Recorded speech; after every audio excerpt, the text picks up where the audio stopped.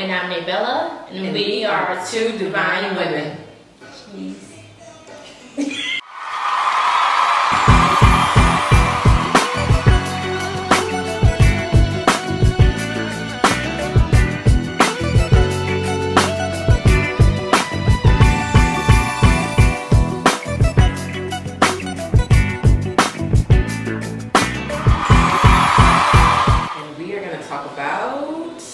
Interracial dating and marriages. Ew. What flower do you think this one is going to be? I would say red because it has to do with love. But do you think that red is enough, or do you feel like it's like what? Just red rose? I think this is the wrong type of topic. Yeah. Because it could be really, really hard. Definitely. So, yeah. For sure. I mean, when you think about how interracial relationships have worked in America, there's been such an interesting history because in the South, back in the 60s, back in the 50s, 40s, they were still banning people from dating interracially, and it always seemed more difficult when it was black and white people together. I agree. Yeah. So, I mean, we've come a long way since then. Oh, yeah. Thank God. So, have you ever been in an interracial relationship? I have not. Never. Have you ever dated? Nothing? I've dated a Spanish guy earlier in my years, but it wasn't like a relationship to where didn't really meet the parents yet. So it really wasn't, serious to where I would have to what's the word? Worry about interracial problems. Right. What about you? I've had a few. Okay. My first boyfriend was from India. How was that?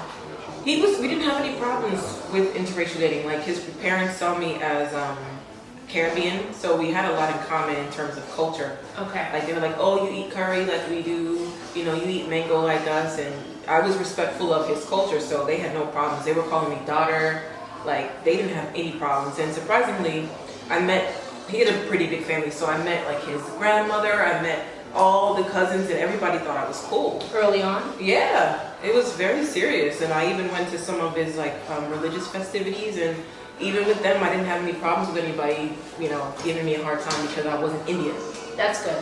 So that was a good thing. And I've dated like Spanish guys, and I've dated other Asians, like other types of Asians, but I've never really dated a white guy except for once, and for some reason it just wasn't clicking. He liked black women, but I just wasn't feeling him like that. Not enough hip hop? Nah, he couldn't dance. Just kidding, just halfway. Anyway, so it's interesting because now we have the freedom to date anybody we want, whether that's same race, different race, same sex, different sex, which has given us a lot of flexibility with expanding our options for love. Right. I would agree, and I would say that we do now have the freedom to do it, but I don't really think it's like true freedom because you're still having the questions of that other culture as to, well, why, what are you seeing in this race that you're not seeing in your own race? That's fair. But I think sometimes people, speaking on that, I think some people do when they date interracially. It's not always because they have self-hate issues, but I have known people who have avoided their race and they've had negative opinions about their race. True. Which, to me, I think that stems a little deeper. For example, if you're like, oh, I like dating Asian men because I really like, say you're dating Koreans, I like the Korean culture, and I lived in an area that was heavily populated by Koreans, so that's all I know, that's one thing, because I think that's a product of your environment. Right.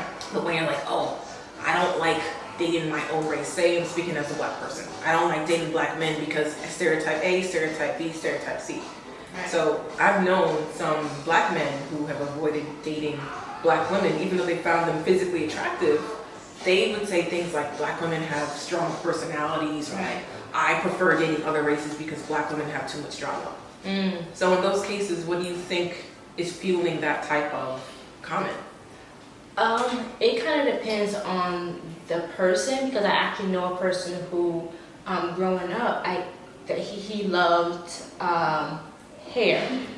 So he always wanted, if he was to have a family, he wanted his daughters to have long hair. And he thought that for whatever reason, black women or girls could not grow their hair because they always had perm, you know, their hair didn't go past their shoulders. So being that he was like, okay, I want this when I get older, so I'm going to go towards this. Gotcha. So I guess it kind of depends on the person. Not saying that he was self-hatred, because I'm pretty sure he loved, himself, his culture, but what he was looking for and what his offspring would have, he thought he couldn't get it in his own race.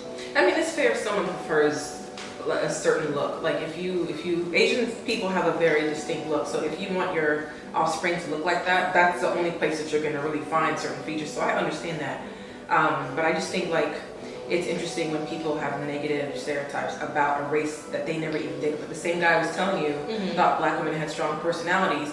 Maybe he was talking from his own background, because he said he never dated a black woman before. He only dated white women, and then as of late he's shifted to dating other women of color, but he never dated a black woman. So I'm like, how is it that you have such a strong opinion about black women in a negative way, and you've never experienced that, to where you don't even want to be bothered? Can I say it? Yeah. Social media. Social media? Sure that plays a big part of it. Because if you haven't experienced it, you're only going by he say, she say. You know what I'm saying? Because you have experience. So what I say is, what's not tested is not trusted. You haven't gone through it. So how would you know that person or that black woman has a strong personality or strong, how to put it?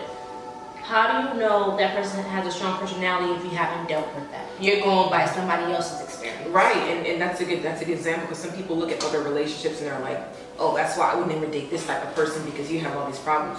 But what about if that individual is causing friction in their relationship? You're wanting to put it on one partner, but you're not looking at the impact of the other person. Right. So you're on the outside looking in, and you're coming in with your own ignorance, and you're wanting to make all these references about a particular race, but you have no idea.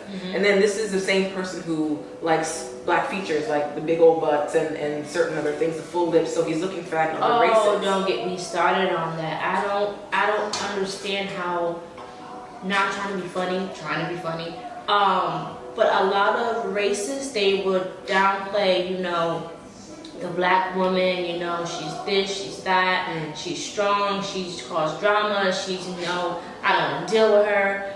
But the same women that you are going after are getting our butts, are getting our breasts, are getting our lips, are getting our features. So it's like you're trying to make the perfect woman for yourself, and it's really not a perfect woman. You just gotta find someone who is there for you, right, and roll with that. But I used to say that, I know I'm of Caribbean descent, and people know Caribbean women to have stronger personalities, hot-blooded, whatever. But how many Latin women have those same personality traits? Puerto Ricans, Dominicans. I love Spanish people. I grew up in Miami.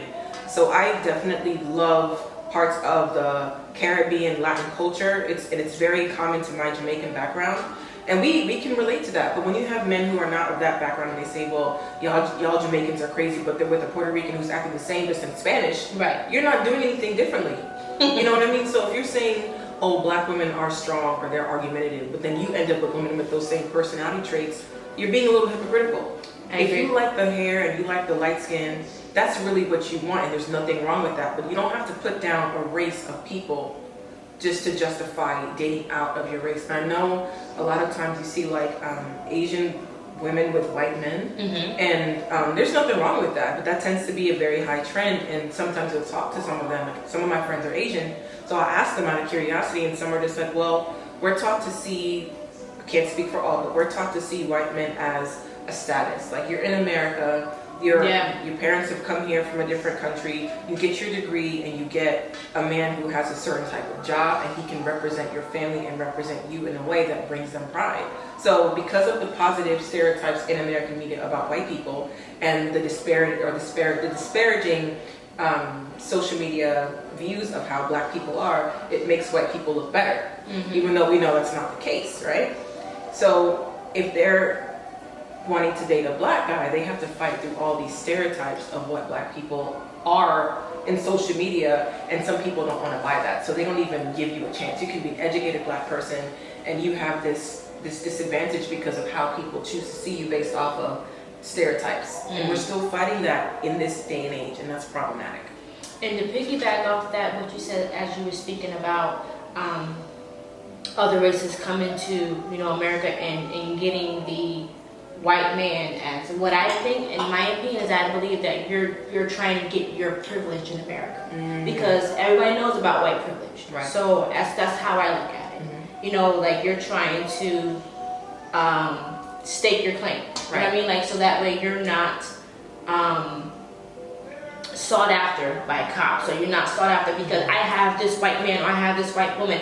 I'm part of the white privilege. They're not gonna bother me. So I think a lot of people kind of probably go that route as well. That makes sense. I mean, and there is, that kind of makes me think of when people say, oh, how come it seems like black women are so angry when black men date white women? Oh. And I can't speak for all black women, but I'm gonna speak for myself. I wouldn't be here if it was for interracial relationships. Like, if there was none of that in my family, I wouldn't be here. So I don't care who you want to date. But A, don't assume that because I'm a black woman or you can see that I have black ancestry that I have a problem with you dating a white woman. I don't know who you are. I don't care what you're doing. It's none of our business. And yeah, but I've had some black men look at, like when I lived in Georgia, I had some black men who would look at me like, oh, you know, I got me this white girl. She wasn't even fine. She wasn't even anything to double take at. But he was looking at me like he was expecting me to be upset. He wasn't even fine. I'm like, you're not even my type, so why are you looking at me? Perfect match. Like, yeah, like, but why are you expecting me to get mad at you because you're choosing to exercise your freedom? Yeah. I'm not mad. I don't care.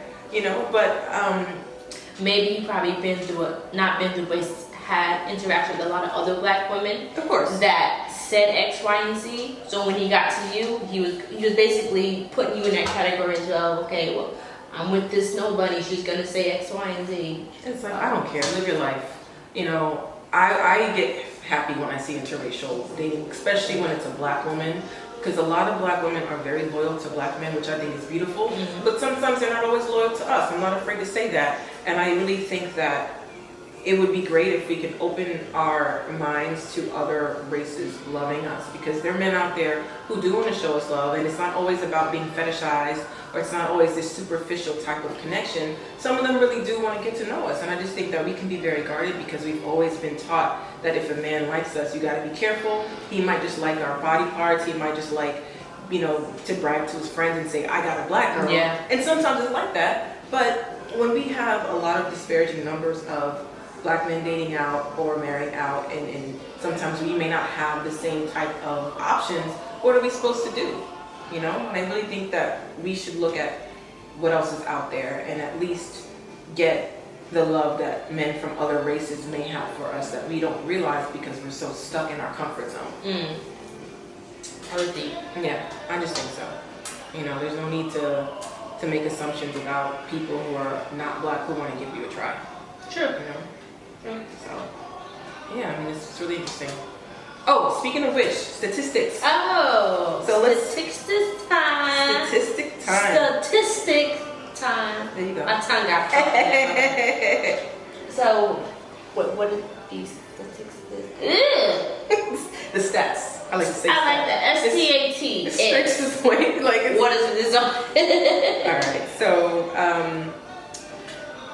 there was an article from NPR that talked about challenges that black women and Asian men have when it comes to interracial dating. Oh. A woman named Ari wrote an article saying that she felt that she was least desirable when she was on online dating sites because her experiences were really troubling. She went on a date with a Jewish guy and he was like, oh, my parents would never accept you because you're black. And she noticed that time after time again, whenever she was putting herself out there to date, it was people ignoring her. It was people not giving her the attention that she felt that she was worthy of.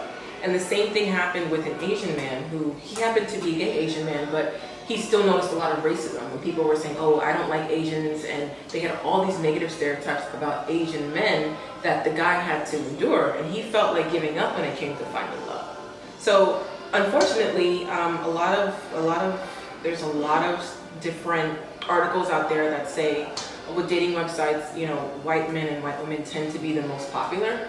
And then, you know, you have like Asians and Latinos, and then as the list goes on, it's Asian men on the bottom and black women on the bottom. Which is Why don't we get together and start making this? Oh, sorry. How about that? Yeah, that's definitely something that I think would be very fitting for both of us. You know, because Black women have a lot of value to offer, especially having to go through so much. And then you've got Asian men who tend to be very hardworking and they tend to be very family oriented, and they're great partners. I can say so because I've dated some myself. So, you know, if they get together, that'd be great. I agree. Yes. Little Blackanese babies coming out here. Hey. So we will talk about more when we come back. Right. Stay tuned.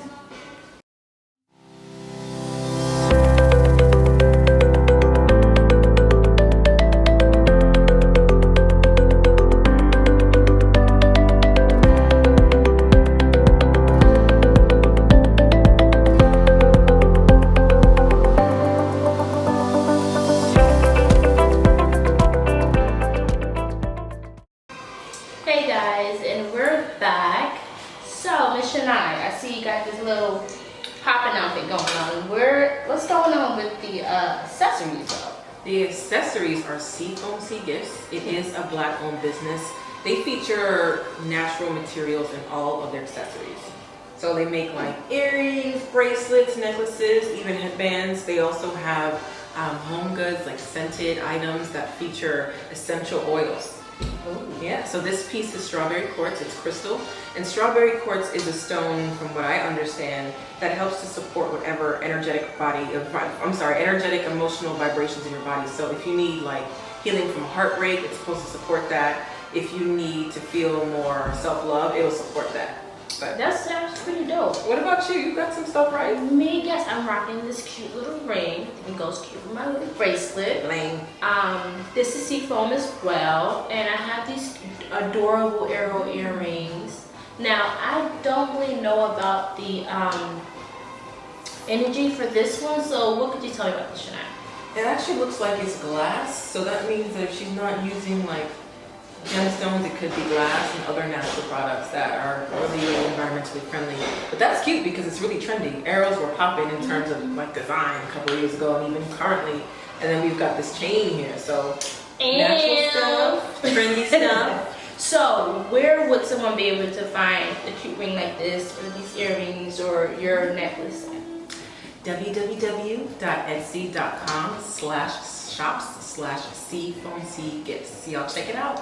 Pause the video if you need to write that down, because she did say a mouthful. So, before we went to break, we was talking about the stats of the Black women and the Asian men being on the bottom of the totem pole when it comes to, you know, was it eHarmony or something? Well, just in general, just how Black women and Asian men are perceived negatively when it comes to desirability. Okay. But I also want to show you, speaking of stats, what I found here. So this is coming from the Census Bureau, all right? So this is going to be data between 2000 and 2016 for interracial marriages. Let's see. Wow, that's not even that far back either. No, it's still current. So according to this, most races of people married within their own race. Say that again? Yeah, so most people of the same race married their same race. Oh, Yes, we're not, it's not, all hope is not lost, ladies. cool. So let's see what we But have I'm here. all for Black love. That's right. Hashtag Black love. So the combos here, non-Hispanic white and Hispanic were pretty sizable. So we have in 2000, there was 35% of those pairings. And then 2016 went to 40%. And then we've got non-Hispanic white with Black. We have 7% in 2000. And then that went to 8% in 2016. Let's see. So we've got non-Hispanic white and Asian, which is at 12% in 2000, which went to 14%. Doesn't really give you a breakdown on Black men or Black women with particular races. They're kind of general, but it does show. I remember reading somewhere, I couldn't find the source, that when Black women would date white men, the marriages would last a lot longer. But when Black men would date white women or marry them, there was more of a divorce rate in that. And I don't know why that was, but The white lady. ooh, I did not say that. The white lady. Maybe. Well, no, not trying to be funny because, okay, Shania, let me ask you this question. Let's say there is a interracial couple, the man being Black, the woman being white. let's say they're driving and they get pulled over, do you think, being that there is a white woman in the situation, that the black man will be treated not like a black man? Ooh, that's interesting because remember that scene in Get Out? Oh, when exactly homegirl where was I got like, the question from. oh my gosh, she was standing up for her man, which I commend that. But she was so comfortable with mouthing off to the police, and you saw how uncomfortable he was. Yeah, and chill, Becky. Oh my gosh, I just think when you're in a situation where you don't have to worry about